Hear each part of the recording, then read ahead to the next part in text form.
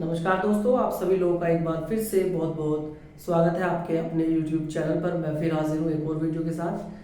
तो हमारे बहुत सारे व्यूअर्स हैं जो हमसे कमेंट में पूछ रहे हैं कि सर एग्ज़ाम का क्या प्रोसेस होता है, इस पूरी भर्ती का क्या प्रोसेस होता है। तो आप में बहुत सारे लोग हैं जो पहले से जानते हैं, बहुत सारे लोगों ने एक दो बार ये एग्ज़ाम भी दिया है, मगर जो नए हैं तो वो हमसे पूछ रहे हैं कि किसका क्या प्रोसेस होता है और किस किस टॉपिक पे हमें ज़्यादा फोकस करना है तो अच्छे मार्क्स लाने के लिए, और एग्ज़ाम के बाद फिर टाइपिंग के लिए हमें कितना समय मिलता है, और जो मेडिकल प्रोसेस होता है उसमें किस तरह से जो है मेडिकल किया जाता है।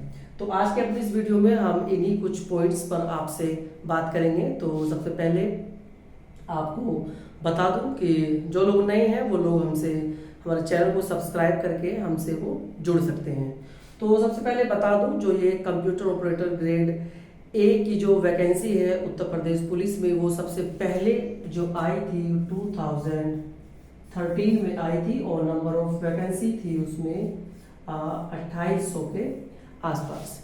तो जो एक कंप्यूटर ऑपरेटर होता है वो उसके ऊपर जिम्मेदारी होती हैं जितने भी थाने पर, स्पेशली थाने पर अब तो बहुत सारी सेल्स और अलग अलग ऑफिस में भी कंप्यूटर ऑपरेटर की पोस्टिंग जो है होने लगी है, मगर जो मेन काम होता है कंप्यूटर ऑपरेटर का वो थाने पर होता है। और वहाँ की जितनी भी टेक्निकल स्टफ्स हैं, जितने भी कंप्यूटर्स हैं और उनका रख रखाव, उनका मेंटेनेंस और उस पर जो भी ऑनलाइन काम होता है, उन सबको एक तरह से सुपरवाइज करने का काम जो है कंप्यूटर ऑपरेटर का होता है। तो सबसे पहले 2013 में ये लगभग 2800 के आसपास वैकेंसी आई थी। तो जो ये 2800 वैकेंसी थी वो 3 बार में जो है कंप्लीट हो पाई थी, 2013, उसके बाद फिर 2017 और फिर 2020, यानी कि अब तक जो है 3 बैच इसके आ चुके हैं, जिससे ये 2800 वैकेंसी पूरी हो पाई थी। अब जो फ्रेश वैकेंसी अभी फिलहाल आई हुई है वो 1009 या 1000 के आसपास वैकेंसी है, जिस पर एग्ज़ाम अभी होना है। फॉर्म जो है आपने फिल कर दिया है। तो सबसे पहले अगर हम बात करें एग्ज़ाम की, तो एग्ज़ाम में इसके जो है 3 चीज़, हमारी 3 टॉपिक इसमें कवर होते हैं। सबसे पहले इसमें आता है रीजनिंग के क्वेश्चन होते हैं आपके, उसके बाद जीएस, और फिर होता है आपका कंप्यूटर पार्ट। तो जो सबसे मेन पार्ट है वो ये आपका ये कंप्यूटर पार्ट है। तो इसमें जो है 80 क्वेश्चंस कंप्यूटर के होते हैं, और 40 क्वेश्चन, 40 रीजनिंग और 40 जीएस के क्वेश्चंस इसमें होते हैं। तो जो कंप्यूटर का जो पार्ट आता है, सबसे पहले बात करें कंप्यूटर की, तो कंप्यूटर बहुत ज़्यादा डीप इसमें नहीं पूछा जाता है। कंप्यूटर की एक बेसिक नॉलेज, जितने भी कंप्यूटर्स के जैसे फंडामेंटल ऑफ कंप्यूटर्स है, कंप्यूटर ऑपरेटिंग सिस्टम है, कंप्यूटर प्रोग्रामिंग है, कंप्यूटर नेटवर्किंग है, मल्टीमीडिया, इंटरनेट, जो इन सब का जो एक बेसिक नॉलेज जो है आपको वो होनी जरूरी है। बहुत ज़्यादा डीप इसमें जैसे प्रोग्रामिंग और डाटाबेस या नेटवर्किंग, बहुत ज़्यादा डीप क्वेश्चंस इसमें नहीं पूछे जाते हैं। उसके एक ओवरव्यू उसका आपको होना चाहिए, और अच्छी एक नॉलेज, अच्छी पकड़ आपको कंप्यूटर पर होनी चाहिए, जो आप नॉर्मली जो कंप्यूटर की कोई भी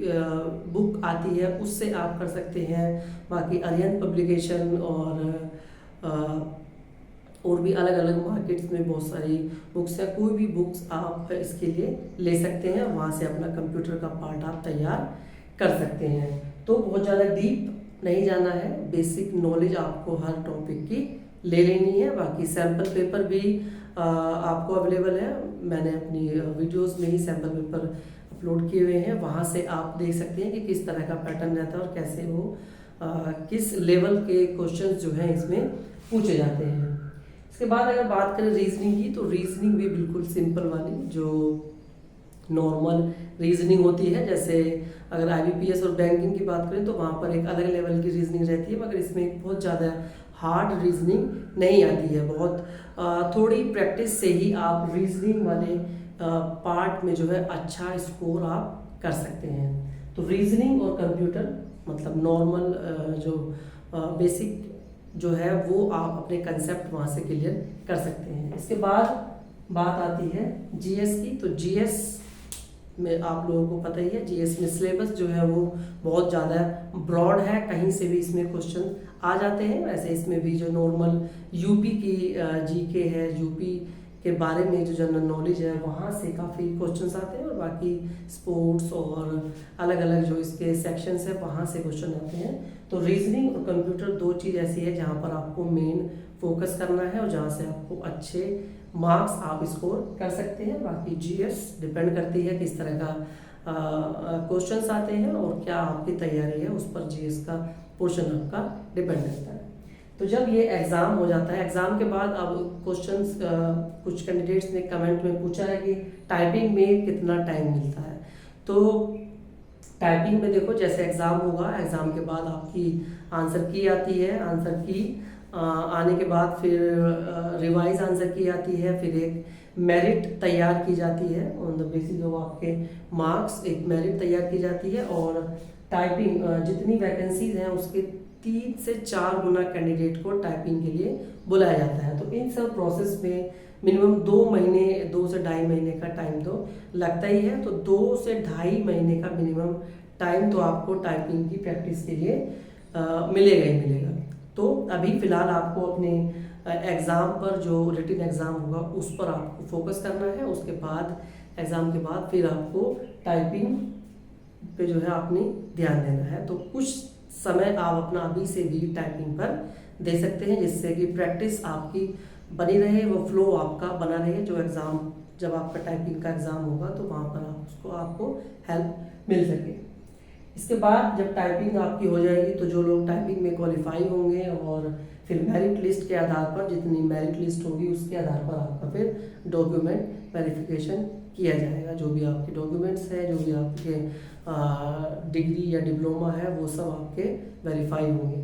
उसके बाद फिर लास्ट जो हमारा फाइनल स्टेज है वो होती है मेडिकल की। तो मेडिकल के बारे में भी काफ़ी कमेंट्स आप लोग पूछ रहे हैं कि मेडिकल किस तरह से होता है। तो मेडिकल भी बिल्कुल नॉर्मल होता है, कोई बहुत ज़्यादा हार्ड या टफ इसमें मेडिकल नहीं होता है कि रनिंग होगी या फिर पूरा फुल बॉडी चेकअप आपका होगा, एक एक चीज़ बारीकी से चेक की जाएगी। तो ऐसा नहीं, नॉर्मल आपका मेडिकल होता है, नॉर्मल फिटनेस आपकी देखी जाती है।